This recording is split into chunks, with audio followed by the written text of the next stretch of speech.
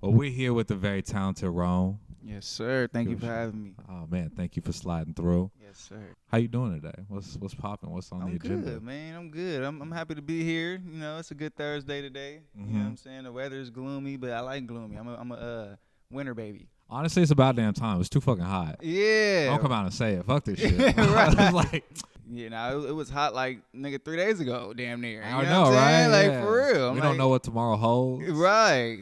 It's crazy. For real. Look at us talking about the weather. You've been busy this year. I know you've been busy this year. You dropped the project Ocean Grown. Yep.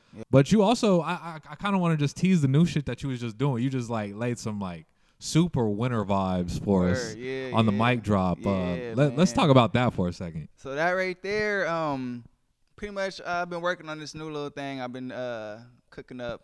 It's called Me Versus Me. Oh. You're the first to hear it. You're the first to hear the name. Yeah, damn, that's exclusive right that's there. That's exclusive info right there. Yeah. Yeah, I'm working on this new project called Me Versus Me. I still got a lot to do for the old project though, for Ocean Grown, not the old, but the previous project. Mm-hmm. But this I just year can't stop not working. old. You know what I'm saying? So as I'm doing shit for my previous project, I'm already starting on the next one. So be tuned for that. Yeah, and that's more like it's like what you said. It's the winter type vibe music. You know, more. It's a couple bangers on there, but it's more so like just me kind of being expressive.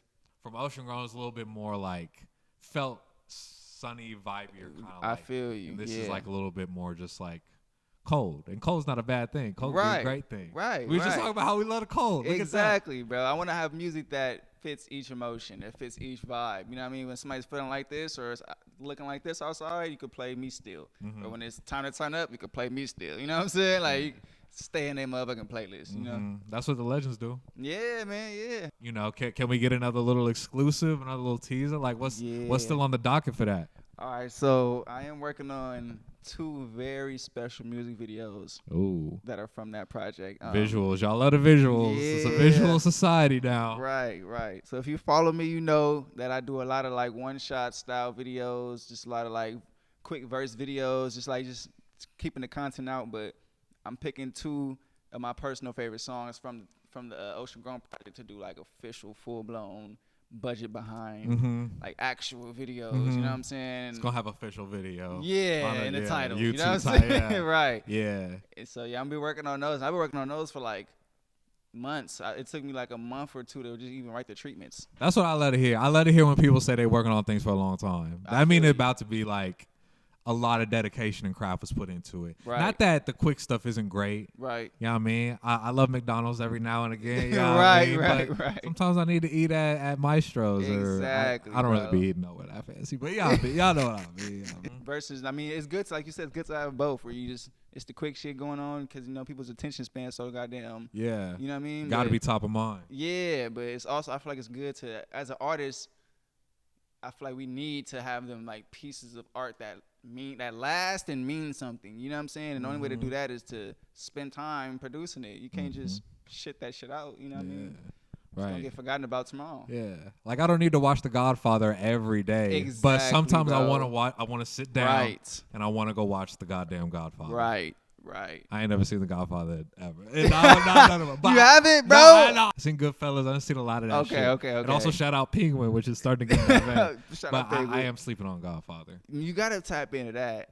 Be on the lookout for those. You can go follow my mans to go find out all the updates. I'm sure he's gonna give y'all a little teaser trailer. Definitely. You know what I mean? I gotta shout out my boy Trap Dez. I seen he made the cut on the project. Oh yeah. How did y'all link up? That's my dog, man. So me and Trap Dez linked up a long time ago when I first opened up a studio.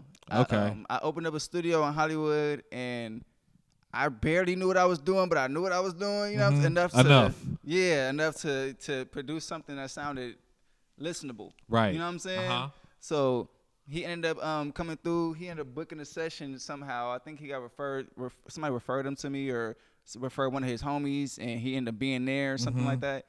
and it ended up coming through like gang thick to the studio. Right, you know what I'm saying? I had a small ass motherfucking room. I'm talking like the size of the bathroom. 100 heads. Yeah, bro, like 20 niggas. I'm like, oh shit. Sardines. It ain't never been hotter in that bitch. Yeah, man. I'm like, damn. But 20 heads, 30 blunts in rotation somehow. But it was all good vibes and good energy. And then ever since then, they kept booking with me. He kept booking with me specifically. He reached out to me, and I produced a lot of it. I mean, not produced. I engineered and mixed and mastered like most of his music from that point. Hell yeah, that's so what's we up. built a little vibe, a connection from there, and it became cool. Yeah.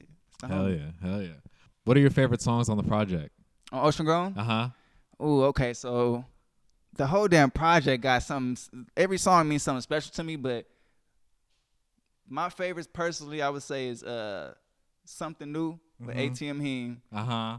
And I gotta shout out my nigga ATM Heem for that, because he was recording that song at the studio one day, and that was his song. He came for a session. Yeah. He was recording a bunch of music, and he recorded all his shit fire, by the way. Check that nigga out. But he was recording this song, and I was listening. Right when he did the hook, I was like, God damn, this motherfucker crazy.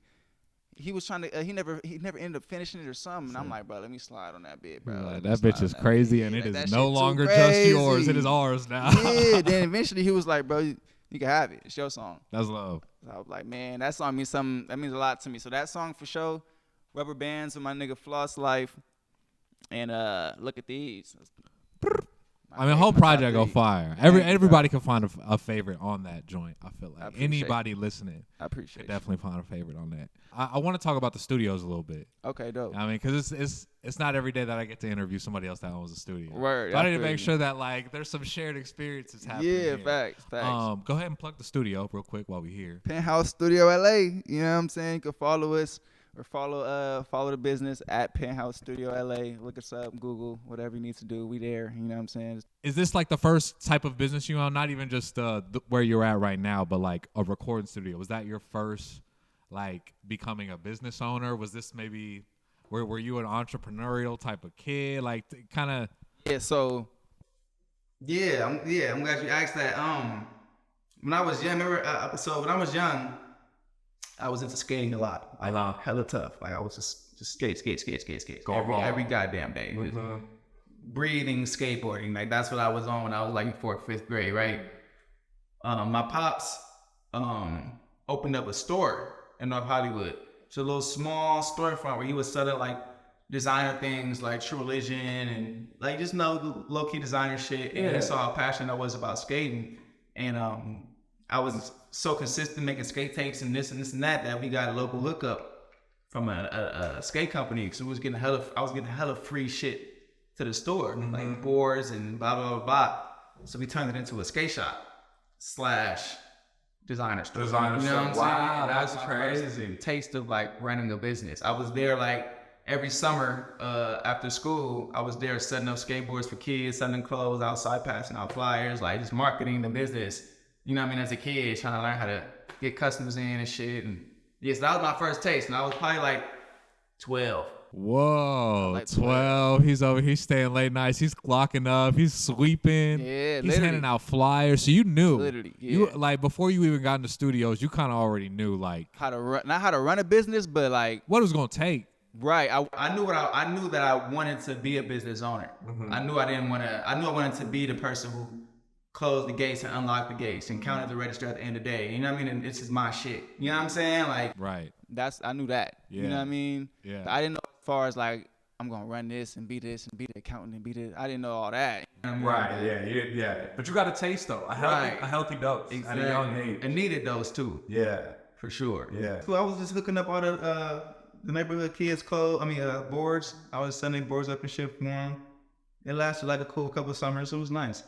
That was my first taste of like business and having a job that's not clocking in. You know what I mean? Like this is a job and it's my job and it's mine. You know what I mean? It's my shit. You know what I mean? My inventory, you know what I mean? You know what's going on. Yeah. That was my first little taste. But after that, I had a couple clothing brands. I had one clothing brand that was attached to it. It was pretty much like merch kind of, but it was like a clothing brand I was running when I was in high school. And then straight from there, studio. Straight from their studio. Straight from their studio. You just know. Yeah. When did the music start? really started when I was a kid too as well. I was young. I made my first mixtape when I was in like third grade, bro.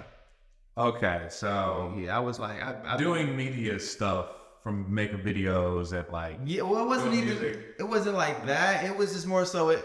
So I was my pops had a barbershop right on Crenshaw called Hip Hop Barbershop, and in the back of the barbershop they had a studio.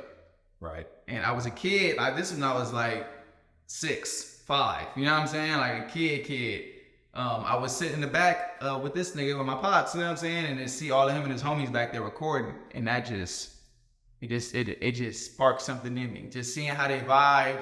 And it was like, he was uniting Bloods and Crips at the time on Crenshaw, and it was in the studio just not worrying about that shit. It was just strictly, you know what I'm saying, just love about music. You feel me? And that just it made me so curious, bro. So I asked that nigga one day, let me try to get on the mic. That nigga said, "You serious?" I was like, yeah.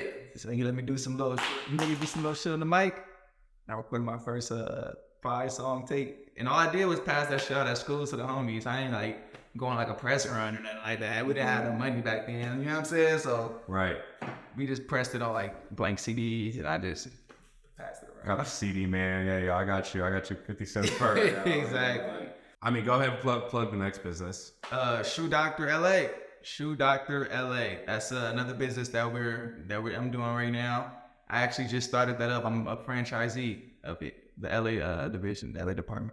There we go. And I need to hear about like the dirtiest, grimiest, most helpless pair of shoes that have been doctored.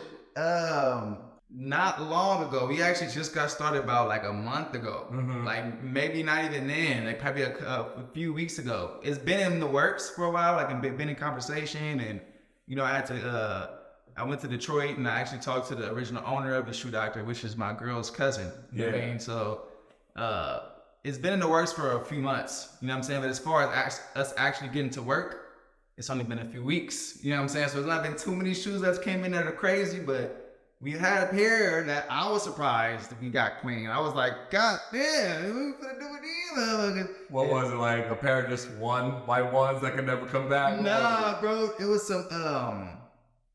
some Yeezy boots.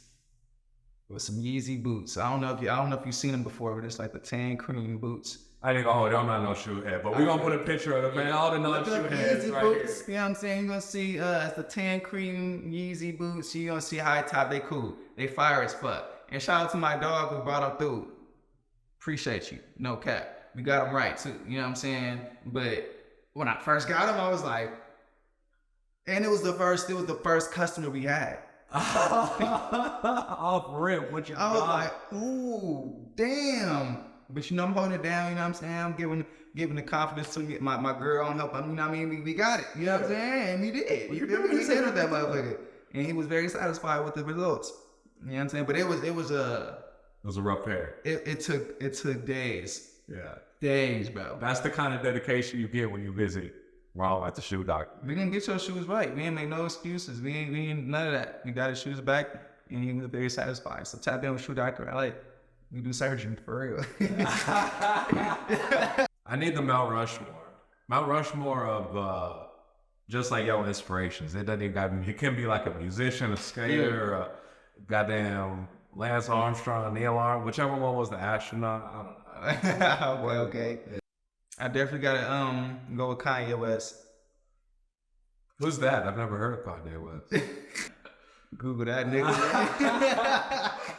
Kanye West, most definitely. Tupac. A lot of my inspos are artists. That's just how it is, you know what I'm saying? But artists that do a lot of different things. Exactly. Pac, man. Gone to the sun. Real talk. I'm gonna have to say Basquiat. Boxy. Definitely. And the fourth person, I don't know.